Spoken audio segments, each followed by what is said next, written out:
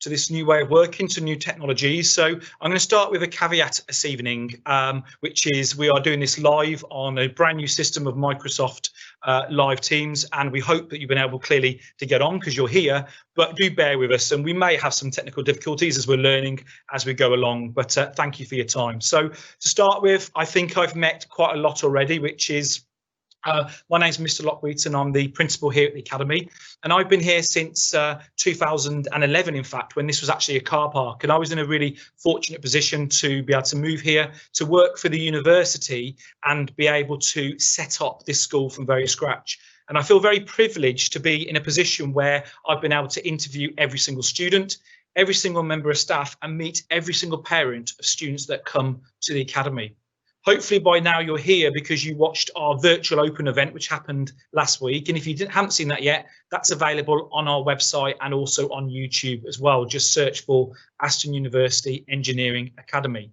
So tonight is about being a chance for you to ask questions and do a Q&A. And I'm delighted to say I'm joined by the very glamorous Miss Ruth Acton, who's the assistant principal for our pastoral, our learner development. So hi, Ruth.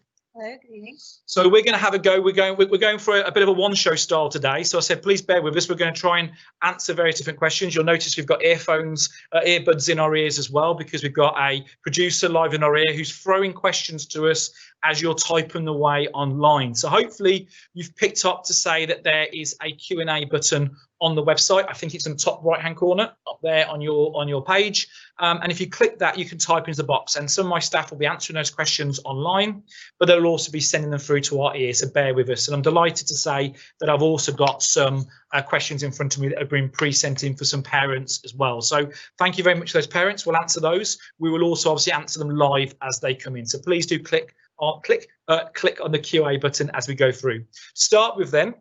I'm going to pause. I'm going to hand over to Ruth. My questions myself really to you, Ruth, is coming from, in fact, it links into a parent that we've got here from Mr. and Mrs. Ifran and Salaman, which is the fact that my son always attends a good school. They're transitioning into this school. How does that happen? So one of the things we get asked all the time is, does my child stay at their existing school and come here part-time, or do they move to here full-time? And how do we liaise and work with that school? Well, the transition process is very slick, if I'm honest. We work very closely. We have applicants who come from about 80 different schools. And what we do is, in the first instance, when we get your application form together, we look at dividing students into colleges. And then myself and the college team, we will come out to visit the students in their current school. Now, obviously, with COVID-19, we have to take that into account. We have to consider whether that will be possible next year. But hopefully, if everything is okay, then we will come virtually or in person to visit that child in their current school. In that process, we gather all their information. So it's important for us that we know every single thing about that child. So we ask for information regarding their reports, or if we get information about their behaviour, or if we get information about their SEN requirements, and we gather that and collate it all together so that we have a huge picture profile about that particular student. Moving on from there, we invite you in for induction days at the university, where you'll get the chance to experience some workshops, which work very, very well, because it gives every single child who's applied to come to us an opportunity to see and meet some of the staff and to find out what engineering and STEM subjects are all about. And then after that, you'll be invited to come in for a couple of weeks, normally while you're still attending your current school. At the very end of the summer term, you'll come and spend a couple of weeks with us, where we will do work with you, and you get to find out more information about our Year 9 curriculum. But you'll also have an opportunity to go and work up at the university, where you'll take part in various workshops. And all through that process, we're constantly gathering information from the schools and building up that portfolio so that we're ready to cater for every single student when they arrive in September. Thanks, Ruth. One of the questions that's come through, I'm not sure who it's come from, so I will ask my producers to let me know the person who's asking the question. But one of the questions is, do we have to sit an exam coming to the academy? It's from Emmanuel. So it's a really good question, Emmanuel. So effectively, no, you don't. What we ask is, you need to have a really strong interest in STEM subjects. That's really, really important. We will go through, there'll be opportunities for you to put in your application form around your interest in a STEM subject, into science, into technology, into engineering and into maths. Effectively here, 40% of your time is spent in those specialist subjects, especially science and engineering and maths. So it means you do quite a lot of maths. So you've got to like those subjects. But no, there's not an exam and test to get yourself into the academy. When you do arrive, though, at the very start, there will be exams that you do. We do exams on entry. And this links to one of the questions that we've got picked up, which came from Emily Harrison as a pre-question, which was around, how do we compare, looking at data online, especially on, compare schools' websites. Why is it the fact that often, especially with a Progress 8 school, we come out very low compared to other schools? And that's absolutely true, because we are not a standard school. We are a university technical college. It means then that the measure that the government used to compare schools, which is what's called Progress 8, which measures how a child progresses from the moment they finished year 6, i.e. their SATs or their starting point in year 7, through to their GCSEs across those 5 years. How do they actually progress during that time? Well, as you know, students don't come here in year 7 and students don't come here in year 8. So therefore, we're unable to be measured and we're unable to know what those students have done within their previous schools in years 7 and in years 8. So as a result of that, as your child will arrive here, they will undertake additional assessments. And they're done on the computer. We use national tests for that called CATS tests, and they involve English, they involve maths, but they also involve other cognitive reasoning testing as well. And what that does is that gives a score to you as a parent and to us as a school that says, at the point of arriving in the school, this is the progress that we can measure against. And our data is really, really good to show how we add that value and how we move those children through in that time. Ruth. I've had a question on why perhaps people should come to join AUEA and what are the benefits to attend AUEA. Well, I think the benefits outweigh some of the time the reason why you should apply, because we actually do so much work with industrial partners, with the university, and we have so much high-tech equipment here that you may not get in your normal everyday mainstream school. But our curriculum and the pastoral support that you get is, second to none. And what you'll also get alongside all of these additional opportunities are enrichment activities as well. And the one thing that we do have, which is really successful, is our CCF programme. And we have a number of Year 9 students who are loving the opportunities to work as part of the RAF cadet force and develop further a skill set linked to aeronautical engineering. We also do the Duke of Edinburgh Award. So every single person in Year 9 takes part in the Duke of Edinburgh Award, which we actually pay for them to take part in, which sometimes you don't get that in every single school. And you'll get lots of different opportunities to get that skill set. But we also encourage careers advice. So we'll get people in to talk to you from various employment opportunities, from the world of STEM. And actually, all of these will benefit your child, because from the very point of starting in Year 9, they'll have opportunities to discuss future careers with employers. And I think to have that focus in Year 9 all the way through to the sixth form is an opportunity that you don't always get anywhere else. I think that links really nicely into a question that's come from Nazir, Eastern Nazir, which is around who are our industrial partners, how do they make things differently? And that really is in essence a good question about what makes a UTC different. It's partnered with a university, so we're based on the Aston campus, and my board is made up from the university, and they work very closely with us to ensure that our standards at the right level, that we're working very clearly towards students being able to move and progress through into higher education and on into jobs. But also the role of the technical bit comes from the industry links. So we're sponsored by a huge number of different employers from all different levels. So at the board level, and in many areas, you've got things like HS2, all the way down to local SMEs such as RSS and InfraSkills, which are working on huge civil infrastructure projects like HS2 and Midlands Metro and other civil engineering projects around. One of our principal sponsors is Jacobs, which is now, I think, officially the largest engineering company in the world, I think now, one of their big headquarters based in Birmingham. And we see students higher up the school, once they get to 16, 17, actually spending time nearly every week going out and working with these companies. But let's bring it back to year 9 and what makes it different to year 9 and to a school. Well, in year 9, it's about exposing you to the different aspects of industry, exposing you to the different aspects of enterprise. And that would be through meeting those employers, through events, through presentations, and most importantly, within the curriculum, that the work is contextualized. So projects that you do, whether that be the weekly projects, which we might talk about a little bit tonight, or within the actual learning themselves and the assignments you do with engineering and science, that it has a link to industry, that you understand why that might be. Why does the industry do this? Well, quite clearly, it's an ability for them to be able to actually spot that talent pipeline very early. They work with all of our year 9, all of our year 10, and they start to specialise down in year 11, taking those looking at work placements and work experience. And as it starts to move into sixth form, you really have developed your ideas about which areas you might be interested in, and the employers can start to see that talent pool before we get there. Now, Halima's asked a question about our curriculum for year 9 and some of the opportunities that you do as part of the wider curriculum, which I think Dan has talked about slightly already. But in year 9, there are subjects that you have to follow as part of the national curriculum.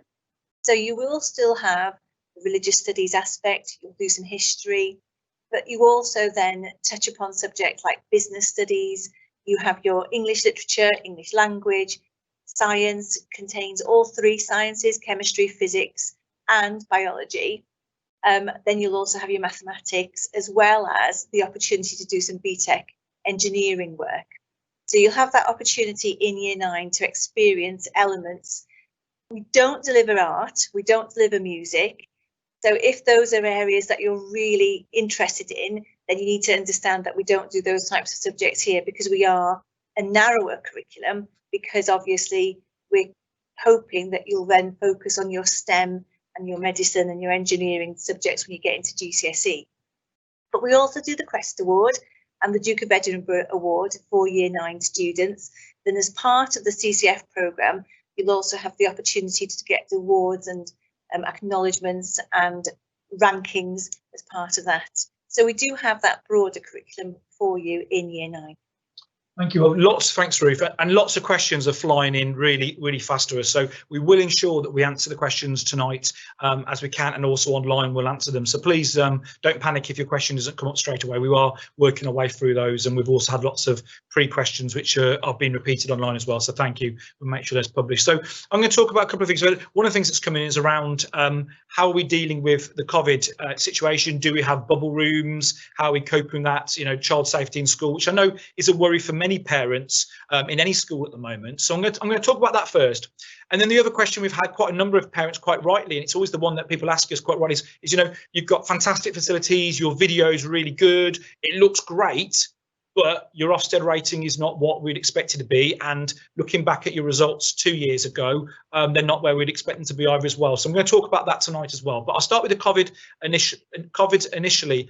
And that is effectively that we've got really good things in place to ensure that we are absolutely appropriate to be able to open and continue to be open and to work really effectively with parents and with the local authority.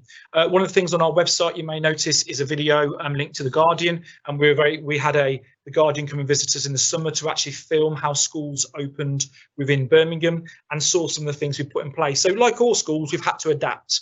We've adapted by additional bubbles that goes on in year groups. We've got ways that we can keep students working in their separate groups. We've got wash stations as they come in, hand sanitizers, many things that you're used to seeing. But equally, we've got really strong systems in place to communicate with parents, to ensure that we've got that process of students who need to isolate to go home. And I'll say touch wood and around somewhere that, you know, at the moment we're not seeing the high levels as we've seen in other schools locally. But as we know, that's not an indicator of anything really. We know what's going around within Birmingham, but we've worked really hard to make sure we can keep children safe, keep staff safe to the best of our ability. I'll hand across to Ruth first and then I'll come back. Yes. Now we've had a few questions about whether or not there is a fee to come to AUEA. We do have what we call an enrolment fee. Now the enrolment fee can vary. So the one thing I would say is we will announce in our application process what that fee would be, but it never is any more than £50.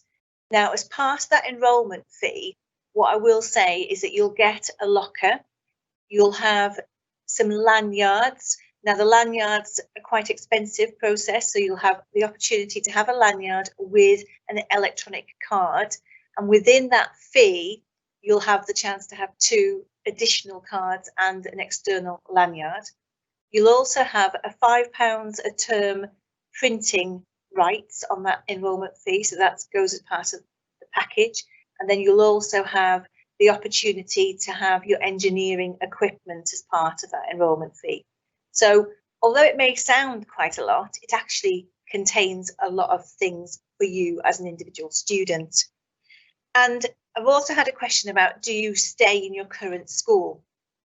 Well, until you officially enrol here at AUEA, which would be the September of 2021, your school will have to keep you on their roll until they're notified by us that you've then become a student here at AUEA. I will stress it is illegal to remove any student from their current school unless they are notified by us that you've officially moved here. So yes, you will stay in your current school until you actually come here in September. So talking about Ofsted, we are frustrated.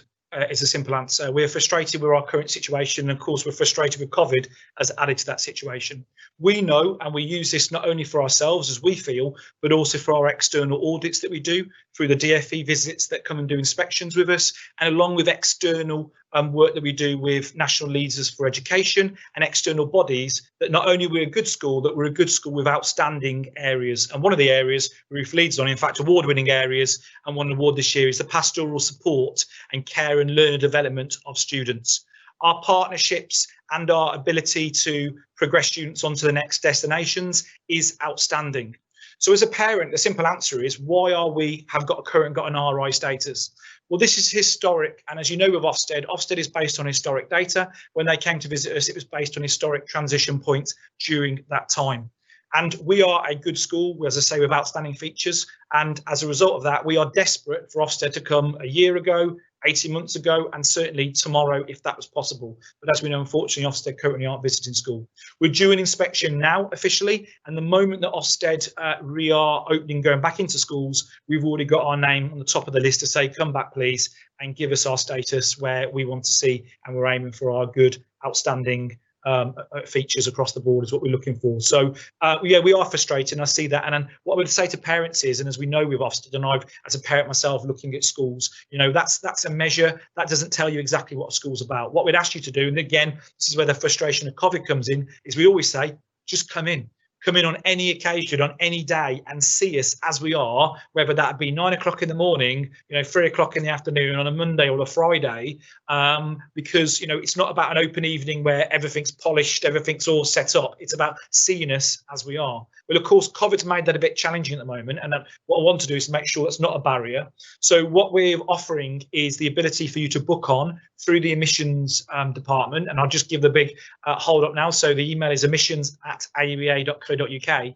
You can book one of those virtual tours with me. So if you want to see the academy live in action, you can book a tour where I will take you around the academy using the wonderful world of technology to show you the school as it is. You'll see from our website, you can speak to students, and there's an ability to speak to parents as well, and find out exactly what it's like to send your child here and how we add value to it. Just leaving that last bit then is around where we are with our data. Again, it sounds like, and I'm not here to sit and make excuses, but we are very frustrated at the current situation, because actually our very best set of data, our very best set of results, and everything we worked upon were the set of year 11s that were leaving or had just left in the summer. And I think someone's posed a question again, what was your data result? I think Ms. Harrison said, what's your data result for 1920? Well, there was no grades in that year. What we had there, we actually had a 40% English and maths increase of those getting the English and maths compared to those that have seen on the Go Compare schools of 25%. What we have with our results in terms of English and maths is actually, when you drill down and look into it, we have a really significant number of very bright mathematicians. In fact, 15% of our students are getting grade 9s and grade 8s in maths. We have really top ability mathematicians. We do see English results lower here, but some of that actually comes down to where the students have come from and their backgrounds, and actually an increased number of students which have English as an additional language. So that does skew our overall data, but again, we have students every year go on to get the very top grades in English as well. So unfortunately, I'd love to be able to show you the data this year and say, actually, the summer results are the best they've ever had. These are where we are in the Ofsted, but I cannot at this time. And as I say, I hope very soon to have Ofsted back in to be able to show you and change that. But what I'd ask you as a parent is please come and judge for yourself. Please come and speak to our parents, come and speak to our students and find out why sending your child here to AUEA will really change their life and be able to open up the opportunities for the future. Ruth.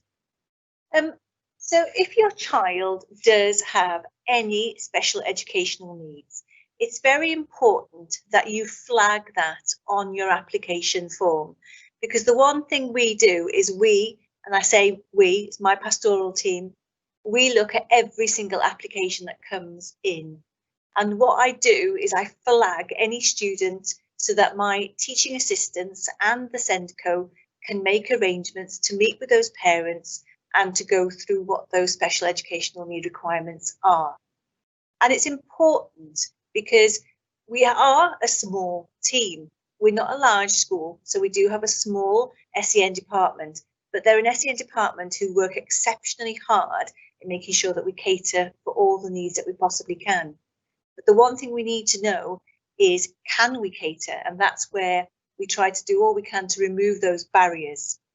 If your child does have an educational healthcare plan, now that's a little bit different because SENAR, who will know that your child has got that educational healthcare plan, have to notify us as well. So that is a three-way process where you have to work with SENAR have to let us know, and then we work as a team to see whether or not this is the right place for your child. So it's very important that you are very honest and declare anything in your application form so that we know that we can put the right support in place for your child. I think that's one of the things that comes out the most from feedback from parents, Ruth, is around the size of our school and how small we are, and the fact that we know the students very, very well. We get to know them very, very quickly. Our year group size for year 9 is 81 students. Now, in the past, that number has been 120, even to 150 students. And one of the reasons we've gone down over the years and we're oversubscribed is the fact that what we want to offer is that smaller and more exclusive service, and the fact to work with our employers as well.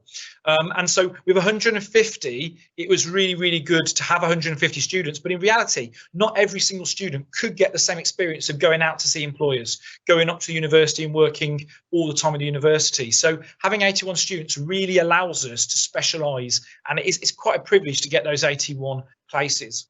One of the questions that's come through, I was just looking at it's come from, one of the questions that's come through is, how does the university work with us? Is it day to day? Well, they work with us, actually is day to day in lots of different ways. So my boss, I work for the university. My boss is Neil Scott. He's the Chief Operating Officer of Aston University. And I report directly into the executive board up there and straight into the Vice Chancellor, the very boss of Aston University, Alec Cameron. And my job is to report to him.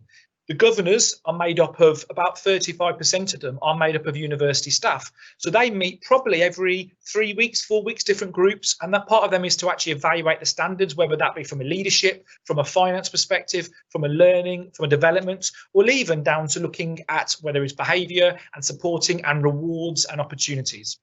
Separate to that, then, we've actually got the schools within the university. So we've got the School of Engineering, we've got the School of Life and Health Sciences, we've got the Business School.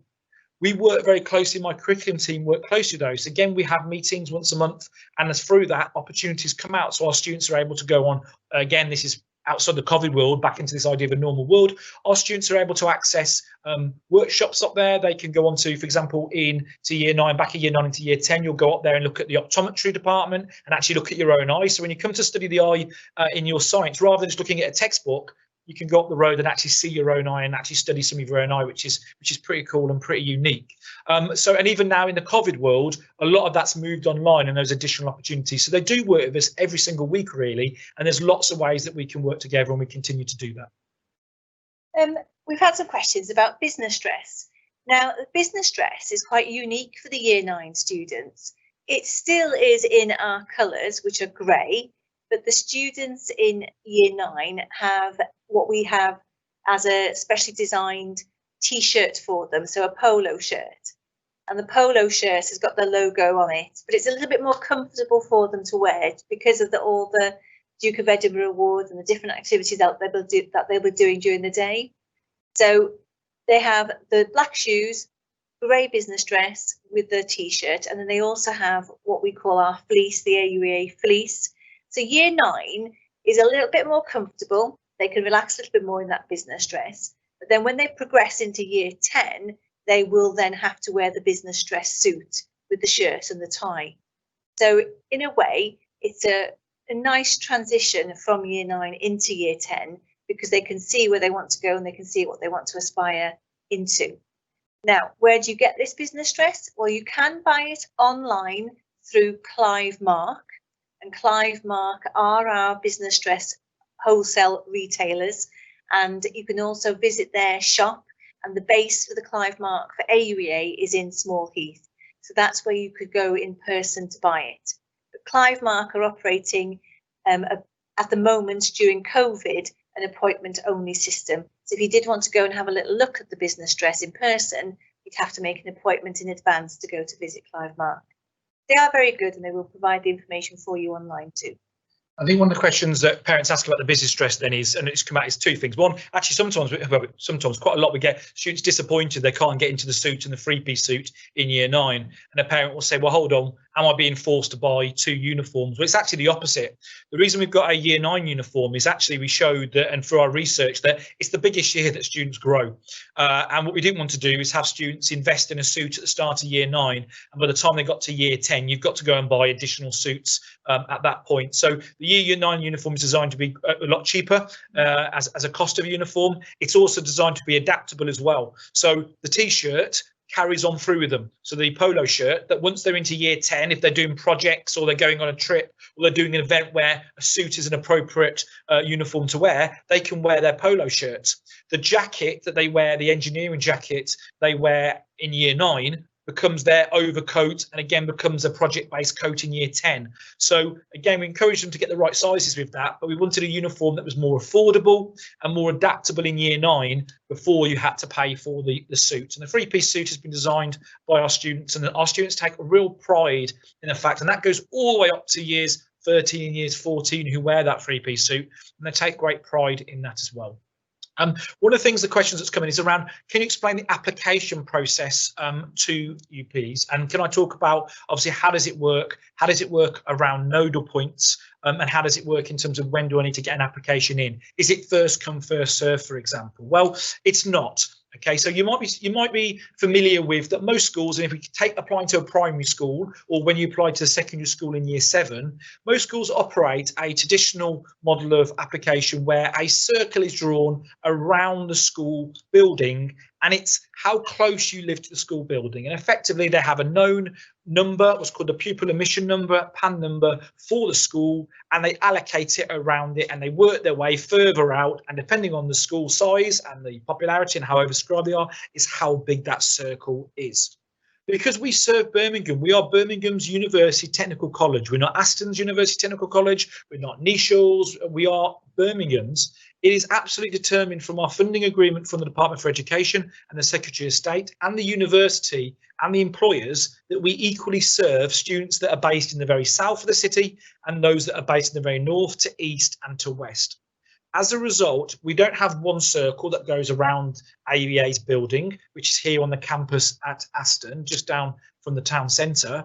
Instead, we have got 6 circles drawn around 6 train stations. Now, every year I get asked 2 things. One, why those train stations? Okay, and the simple answer is it wasn't my decision then. It is a very old admissions process put in place by Birmingham long before, probably even before I was born. I'm that young. But the second question I get asked then is, what about if I live near a different train station? Does that count? And the answer is no, it has to be around these 6 train stations.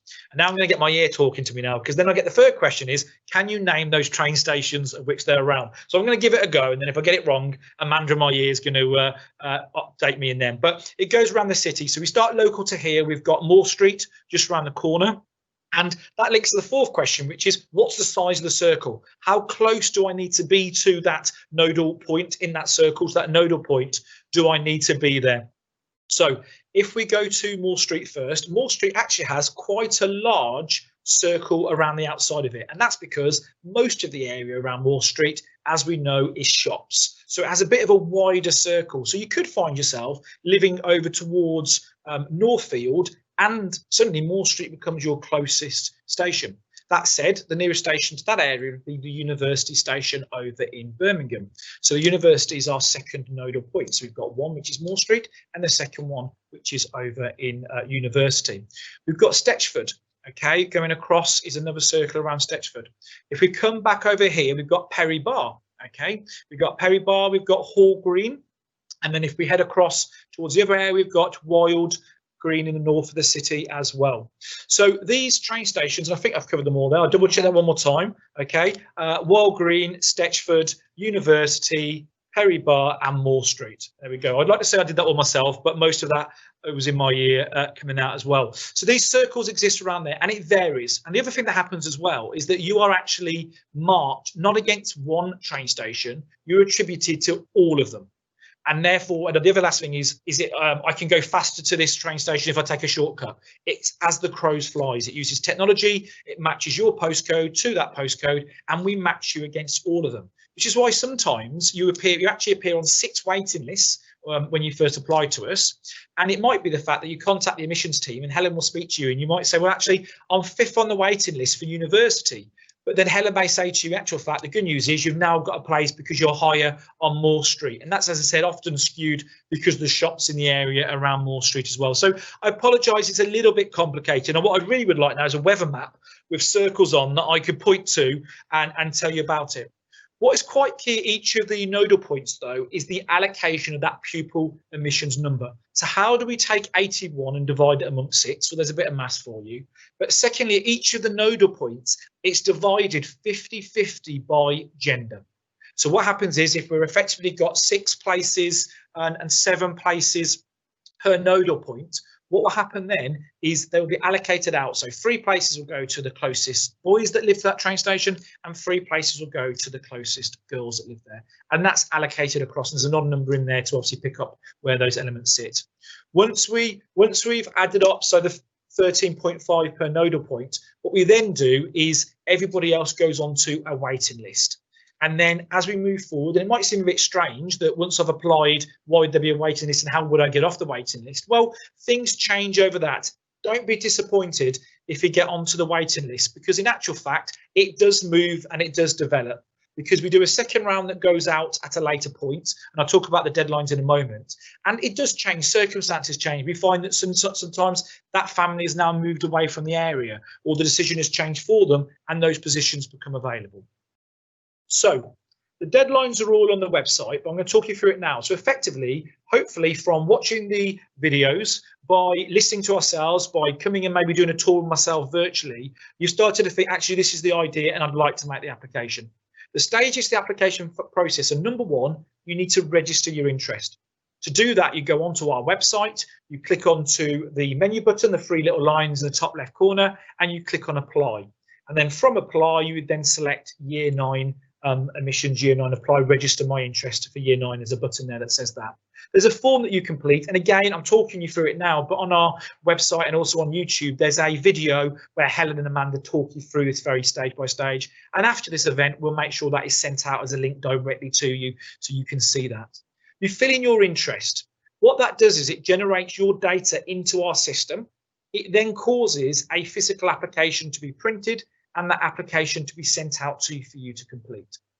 We'll take you through and explain that on the video. It talks you what you need to fill in to go through. We do understand that things are very different at the moment with COVID, and getting hold of physical paper copies of certain things might be more difficult, but again, we'll work with you through that process. Once you send that form back into us as soon as possible, you must get that to us before the deadline, which is the 31st of January. What will happen then is it's not a case of first come, first served, that if I get it in tomorrow, I'm going to be ahead of the person who gets it in on the 30th of January. It won't happen. It's everybody before the 31st of January. At that point, the nodal point distribution, the allocation is done. If you apply after the 31st of January, you will automatically go onto our waiting list anyway, because we are oversubscribed. And I've also had a question as to where exactly are we located. Well, we are on Aston University campus, but we're literally on the Dartmouth Middleway. So if you are thinking about the A38 and heading out towards the M6, we're actually just off the Matalan roundabout. So actually, we're not in the city centre, but we're a quick walk from the city centre, and it's about 20 minutes to AUEA from Birmingham New Street. So it's not that far. If you come into Snow Hill or to Moore Street, then again, it's about a 20-minute fast pace. And most students come down through the Aston University campus to access our building. So I'm going to talk about this idea of progression now, and that links to a really good question we had that came in from Graham Bailey, actually, around given the most future students will continue through the sixth form and university. Can you explain a bit more about progression and career paths and talk about specialisation? So quite clearly, when you're applying to AUEA in year 9, you're not really applying for 1 year, 2 years, 3 years. You're actually applying for 5 years or even further if you're heading through into Aston University. So we have a very specialist course in year 9, which is a discovery-based curriculum. And another question that comes out often is, am I coming to do my GCSEs in year 9? And in fact, for some schools, if I stayed in year 9, I would stay in year 9 in my current school, I would do my GCSEs. Well, if you come here, we will do a discovery-based curriculum with you in year 9. That means that you will do a real blended learning. We'll introduce you to, as Ruth mentioned earlier, those phenomenal skills and new technologies like the 3D CAD and Fusion, and also the specialist professional equipment, as well as some additional skills you may never have done. So the engineering, the fabrication, the hand tools, and the machining, things like the turning and the milling. On top of that, then you'll also do a real transition and benchmarking and leveling process around your knowledge of where you are from year 7 and 8, and then adding on that to make sure you're really ready for your GCSEs, especially in maths and science and also in English. Moving into year 10 then, what changes quite drastically into year 10 is not only starting your GCSEs, you really hit your technical subjects.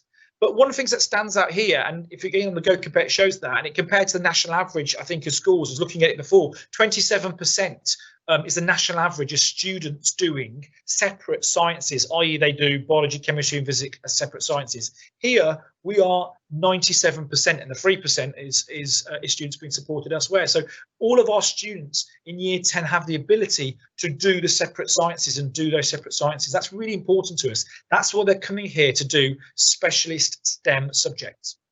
After you finish your GCSEs, as a student here, one of the reasons why we're oversubscribed in year 9 is that we are very oversubscribed in our sixth form. And a question that came earlier on is, do we have to do an exam and are we selective in year 9? Well, we're not, but we are selective in sixth form. You have to get the very, very top grades, the very best technical courses to get in here on our different pathways at sixth form. But if you've been a student all the way through from year 9, you automatically get the first choice options for our sixth form ahead of everybody else. So it's another reason why people apply to us early now in year 9, move through, is to be able to get in. But it's not just about I'm getting my foot in the door. If I'm honest, if I took my year 12 students, my new sixth form students from another school and put them side by side of a year 12 student who's been here from year 9, they're absolutely different. The year 12 student who's been here from year 9 is so far ahead of students from other schools because, as Ruth said, that introduction to those technical skills, the computers, the programming, the 3D design and everything else, they're just so far ahead. Now, over 2 years, we try and level that up a lot, but it's no doubt and very clear in our data that students that come from year 9 go on to the very best destinations, both in apprenticeships and at university. So to my question then, and to a question we've just had come in around where do they go at the end? Well, very, very simply is that we are very much a university-based destination. That's our USP. We're sponsored by the university and we're based here.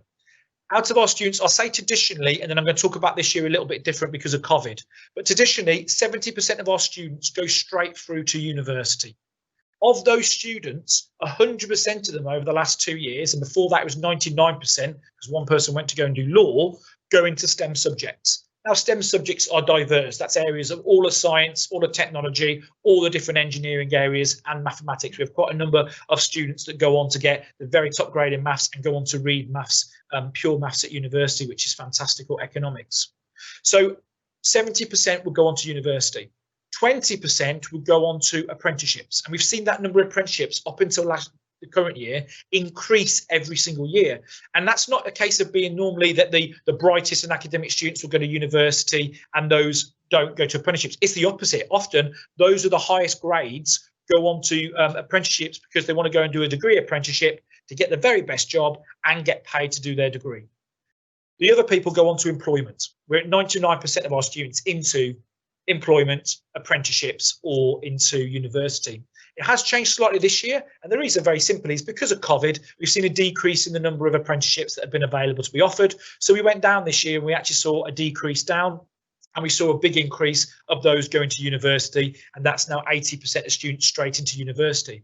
A quarter of those go straight to Aston, whether that be into School of Engineering, Life and Health Sciences or medical school, they go straight through. And again, that relationship with the university meant that for many students, especially those that might have changed their mind, that they were going down the apprenticeship route, at the very last minute, we were able to secure them places on the very best courses. 20% of our students go off to Russell Group universities around the country, whether that be Leeds, Southampton, wherever it might be. But most of our students stay local, and 13% went on to the very top university courses in engineering at the University of Birmingham as well. So we're really proud of our destinations. We have the largest number of engineers, over 100, 120 per year, leaving into the very best jobs, into the very best apprenticeships and the very best university courses. And that's why the employers are lined up for us to get in. The one thing that I would say is that our students who go to university do still keep in touch with us as well. So I know that Miss Bedney, who's the head of sixth form, director of sixth form, she has people getting in touch with her all the time. But I also have a question about the languages that we do at year 9 and year 10. We offer Mandarin and German. So students here have the opportunity to do those 2 subjects at GCSE, but they also then have the opportunity to choose whether they do Mandarin or German for a GCSE as well. We don't currently offer French. Yeah, and I'm really proud of the Mandarin, and I would put our thanks out to, this is our partnership with King Edward's and specifically the King Edward's Aston, and the work that Colin Parker and the most recent late Colin Parker led across the city with the thousands of kids learning Mandarin. And we're very fortunate to have grammar school teachers and Mandarin teachers working here every day delivering Mandarin to our students. And that's because of the importance of Mandarin, of that subject developing across the world in engineering, and German as well. And I would say please go and look at our social sciences video online and you'll hear more and you'll meet our teachers as part of it. Another question coming in was, what's the difference between the practical versus the academic? I suppose at year 9 and as it moves through, and I suppose the idea of some parents might not be familiar with BTEC. The very simple answer is they're distinct qualifications. We and your child will do here the GCSEs that they would do at a different school. They of course will do their English, they will do their maths, and as I've mentioned earlier, they will do separate sciences as part of that. In many schools, only the very top class, the elite students, get the separate sciences. Here everybody gets the separate sciences, but on top of that you will do BTECs and technical qualifications, or as we're part of now, the T levels, and as the T levels come in, the new technical qualifications being the T levels.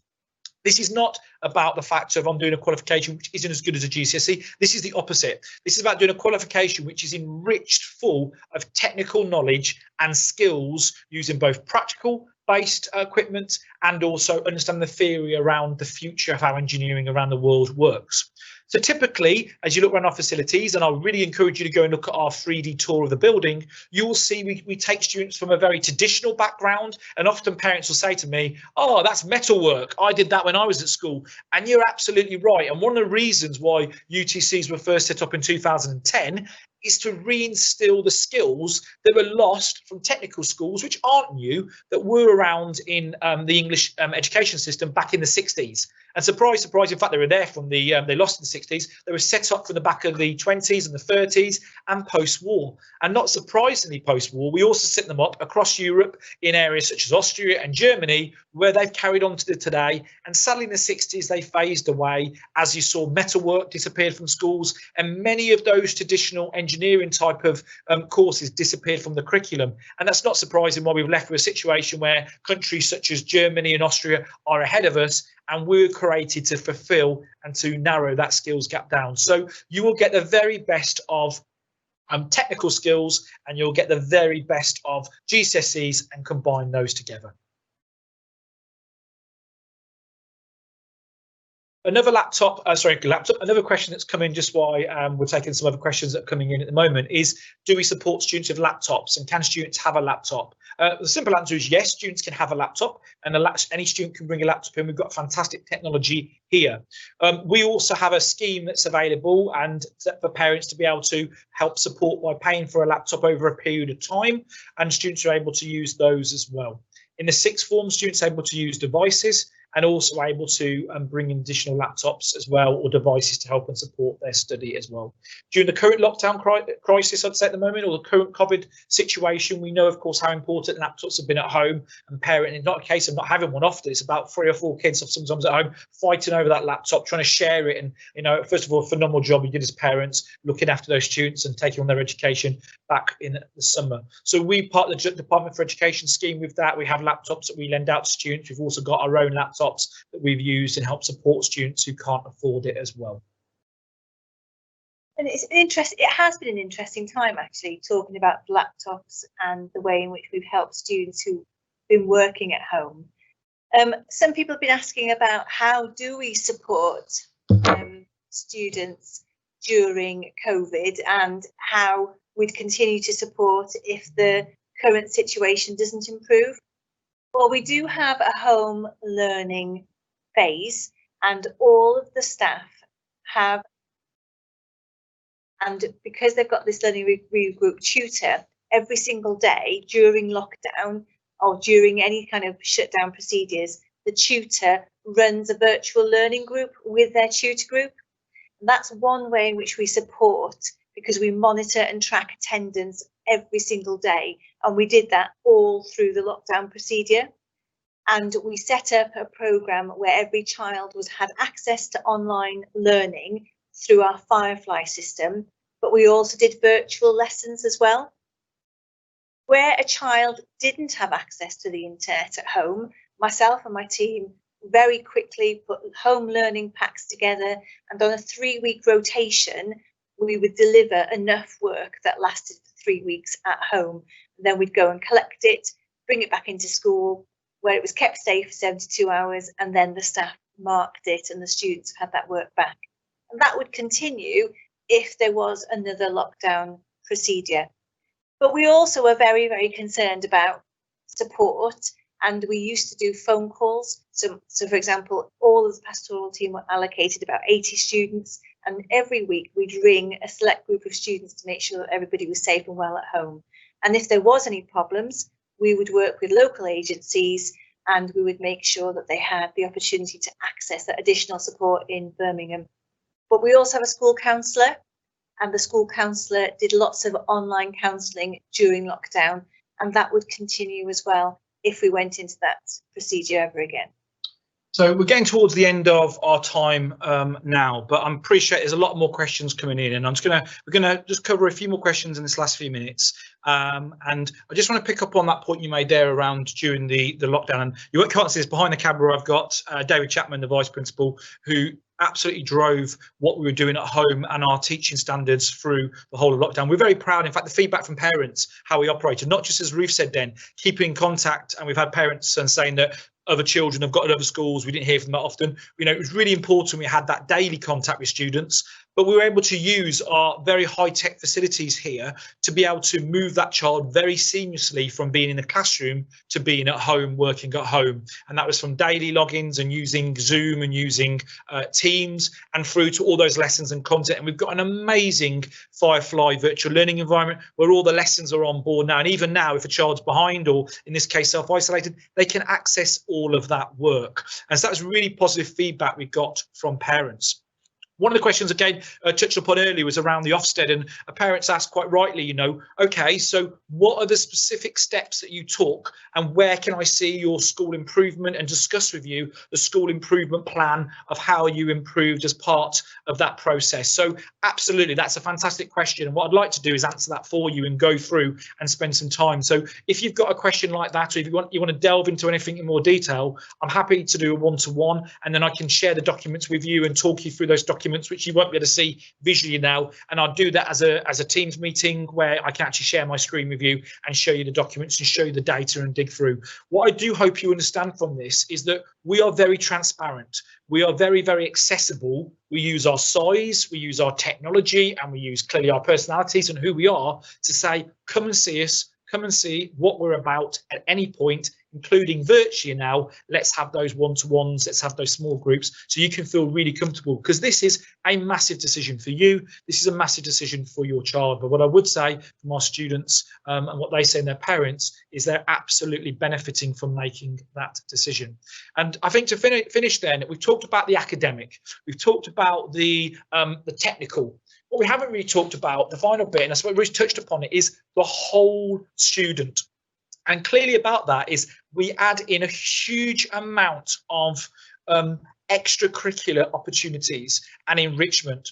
And that's also part of the working week. And Ruth touched upon it earlier. She mentioned things like the Duke of Edinburgh. The Duke of Edinburgh, I've been involved with Duke of Edinburgh since I'm personally that high, and I've led it for many, many years, is that, you know, it's often very independent schools that do that.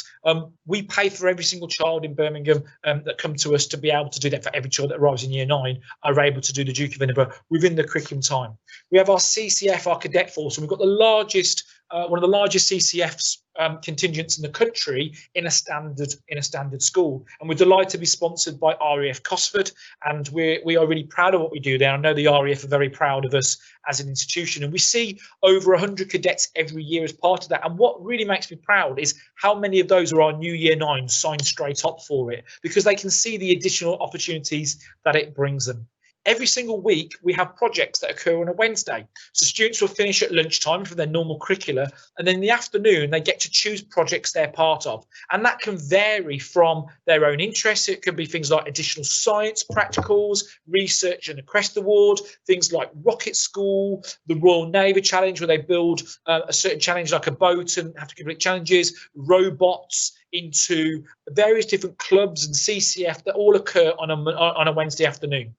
And that extends for that 2-hour period and also links into national competitions and then additional trips. And normally I put my hat on and say, you know, we have the more trips in this school, in this UTC, than any other school around. But clearly we've covered at the moment that's obviously stopped externally. That said, it is still happening virtually, and we've seen these virtual opportunities. And just the other day, I was on a virtual call where my students, about 6 or 7 of our students, were presenting back to some of the very top executives of some of our employers, talking about their journey and asking them questions and presenting. And the feedback was phenomenal that those students got to help guide them through their journey. So we really do focus on several things around not only the academic and the technical, but the whole enriching opportunity for your child. And the motto we have in the 6th form, which extends all the way down, which is what makes you different. Because ultimately in today's age, and especially in the COVID situation, it's taught us that actually being different and going forward into your employment to say I stand out compared to the person next to me is absolutely vital. And at AUEA here, we're able to give you that experience and those wider opportunities to make you different and make you stand out. And on that note, we've also been asked questions about how do we differentiate. Well, like Diana said, every single student who comes to AUEA is going to be different, and it's our job to make sure that we cater for them every which way we can. So we have provision maps, we have SEN register, we share information with all the staff, we make sure that quality assurance is done through teaching walks and learning walks in the classroom to make sure that all students are accessing their learning. But then we also do staff training. So the SENCO here does a lot of work to ensure that staff have got a toolkit to help them to differentiate for every single student who walks in through the doors, because that's the thing that's important. We do recognise that we have to cater for every child differently. Thank you, Ruth. So we've gone over our time that we've got for this evening in our live slots. I'm hoping it will carry on going and not just automatically cut out. So thank you for persevering with us at the end. What I would say is this is a brand new way of working for us. We've never presented this way before, and we're learning as well, and we continue to take that feedback. So not only if you've got questions about the admissions process and any questions around the school, and if you want a one-to-one tour or group or want to delve into details, but if you've got feedback on how we can improve what we've done tonight, how we've answered your questions, the fact we've got someone in our ear talking to us, and I hope it's come across, hopefully not too artificial, but hopefully you got an idea and had a chance to hear from us just in case you're coming in. So we really, really want to encourage you to come and see us, virtually, and get in contact with us via admissions@auea.co.uk. There will be lots more events coming on over the next months, over this period, leading into the summer as we extend on. So that's admissions@auea.co.uk or 0121 380 0572. Okay, so that information's on our website. We look forward to seeing you. I do hope to see you in person soon. This is a very strange time for us, and if there's any questions tonight we haven't answered, I can see there's a number of few ones on our chat box. I will make sure that they're answered and they're circulated around. And as I say, if you've got any questions, please get them through. We answer them every single day, and if need be, I'm quite happy to do a follow-up event like this, and we'll have some more people, maybe some students with us as well, for you to speak to, and even parents at a separate opportunity. So I'll say good night from me. Good night from me. And thank you very much. Thank you. Take care.